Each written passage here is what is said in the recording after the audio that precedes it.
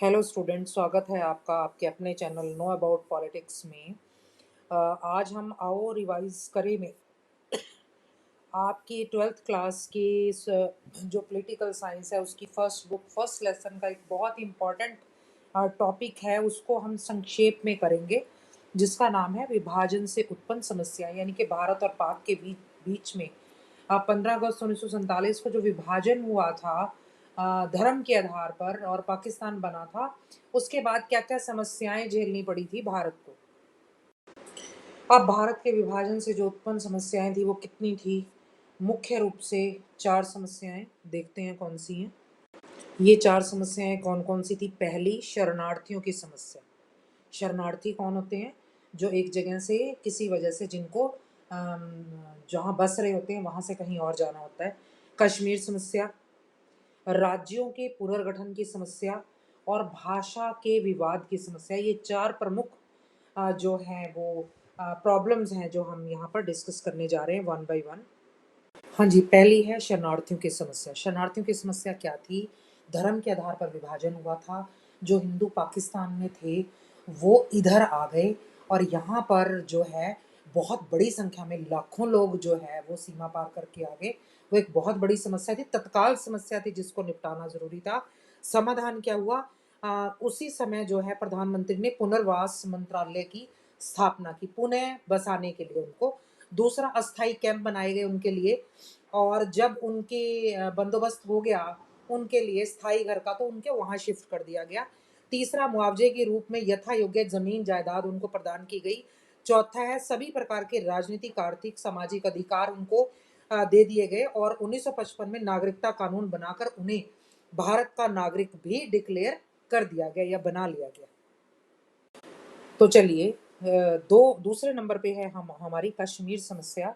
देखिए, उस टाइम 1947 में जब राज्यों का पुनर्गठन हो रहा था, तो कश्मीर के राजा हरि सिंह ने जो है वो भारत में मिलने से पहले मना कर दिया था। लेकिन बाद में जब पाकिस्तान की तरफ से आक्रमण हुआ तो उसने भारत से मदद मांगी और उसके बाद क्या हुआ कि एक 370 धारा लागू करके जो है वो इसको विशेष राज्य का दर्जा दे दिया गया। यानी कि एक इंडिपेंडेंट स्टेट ये बना दी गई जिस पर भारतीय संविधान लागू नहीं होता था। देखिए, चीन संबंध, पाकिस्तान संबंध भारत के साथ, इसके लिए डिटेल में मेरी वीडियो है, लेसन नंबर 5 जो है विदेश संबंध भारत के, उसमें आप जाके डिटेल में ये चीज़ें देख सकते हैं। तो समाधान क्या किया है? 5 से 6 अगस्त 2019 को मोदी सरकार ने, भारत सरकार ने इस धारा को 370 को समाप्त कर दिया है और कश्मीर को जो है, जम्मू कश्मीर को जो है वो 2 हिस्सों में बांटकर, एक लद्दाख एक जम्मू एंड कश्मीर, दोनों को यूटीज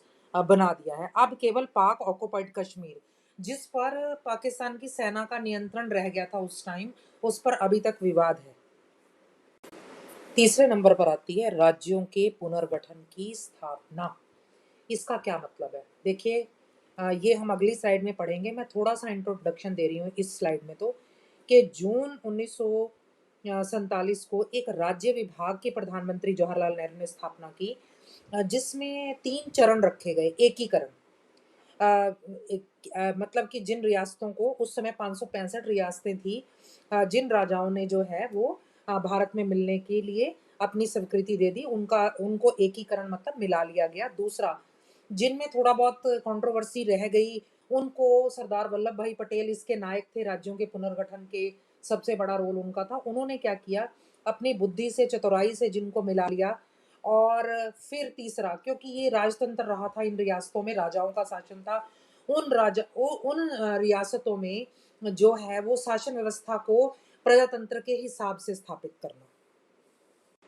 तो चलिए इस समस्या को थोड़ा सा डिटेल में पढ़ते हैं। भारत के स्वतंत्र होने से पहले भारत में 2 तरह के शासन थे।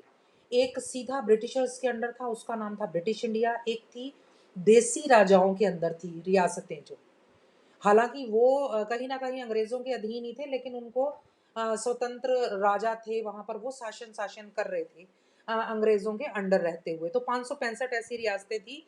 सरदार वल्लभ भाई पटेल ने एक लेटर ऑफ एक्सेशन, सहमति पत्र तैयार करवाया। उसके अंदर 562 के करीब जो रियासतों के राजा थे, उन्होंने पहले चरण के अंतर्गत जो एकीकरण का चरण था, लास्ट स्लाइड में हमने डिस्कस किया है, तो उसके अंडर इन्होंने सहमति पत्र पर हस्ताक्षर कर दिए और इनका भारत में विलय हो गया। ये जो मैंने कुछ रियासतें लिखी हैं, कश्मीर जिसके बारे में हमने डिस्कस कर लिया है, जूनागढ़, हैदराबाद, मणिपुर, पांडेचेरी और गोवा। पांडेचेरी और गोवा तो बाद में 60s में ये, क्योंकि ये एक पुर्तगाल के अंडर था और एक फ्रांसीसी कंपनी के अंडर था, अंग्रेजों के अंडर तो था ही नहीं। तो उन्होंने कहा कि अंग्रेज भाई छोड़ के गए, हम नहीं गए, लेकिन बाद में यहाँ पर भी इनको भी भारत में मिला लिया गया। तो अब हम बात करते हैं जूनागढ़ हैदराबाद की। जूनागढ़ हैदराबाद के निज़ाम ने भारत में मिलने से मना कर दिया, सरदार पटेल को मना कर दिया, लेकिन यहाँ की जनता ने कहा कि नहीं, हम इनके जो है राजतंत्र से बहुत दुखी हैं, हम भी भारत में मिलना चाहते हैं, एक जनमत संग्रह करवाओ। वो जनमत संग्रह करवाया गया, उसमें जनता ने भारत में जो है विलय होने की बात जो है उसको बहुमत मिला, और फिर भी ये नवाब नहीं माने तो सेना की सहायता भी ली गई और ये रियासतें मिला ली गई। मणिपुर में क्या था कि जो विपक्षी पार्टियां थी वो भारत में नहीं मिलना चाहती थी। जो विपक्षी दल था, एक राजा था मणिपुर का और एक विपक्षी दल था, वो विपक्ष वाले नहीं मिलना चाहते थे। अब वहाँ पर उन्होंने इलेक्शन भी करवा लिया, फिर उनकी एक पार्लियामेंट भी हो गई। वो जो थे एंटी थे वो विपक्ष में आ गए, लेकिन फिर भी इसको मिला लिया गया। जिस आज तक कुछ जो लोग हैं वो इस बात से आज भी मणिपुर के खुश नहीं हैं। उसके बाद जी 14 राज्य और 6 केंद्र शासित प्रदेश बने शुरू में, जो कि वर्तमान में 28 राज्य और 8 केंद्र शासित प्रदेश हैं। तो फोर्थ है हमारा भाषा का विवाद। जब भारत आज़ाद हुआ, क्योंकि यहाँ पर हिंदी भाषी लोगों की संख्या ज़्यादा थी, तो सरकार ने हिंदी को सरकारी भाषा बनाने का निर्णय किया, लेकिन गैर हिंदी भाषाइयों जैसे कि बंगाली, असमिया, तेलुगु, कन्नड़, जिनकी भाषाएं हिंदी से अलग थी, उन्होंने इसका विरोध किया।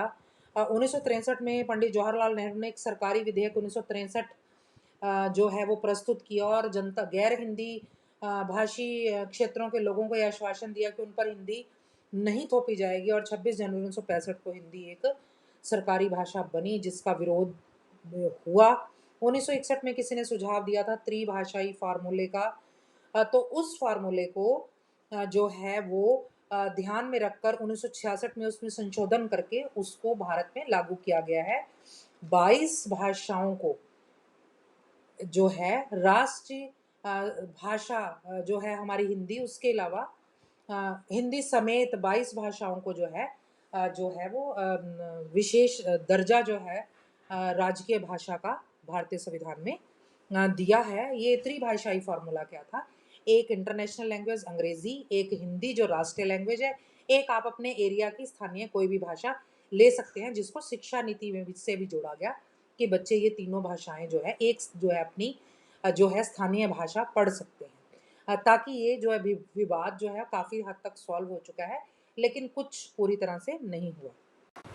हाँ, मान्यता शब्द नहीं याद आ रहा था कि भारतीय संविधान ने 22 भाषाओं को मान्यता दी गई है हमारे संविधान के द्वारा। Thank you very much for watching this video. अपनी नई वीडियो में जल्द मिलेंगे, तब तक आप इस चैनल को लाइक कीजिए, शेयर कीजिए, सब्सक्राइब कीजिए।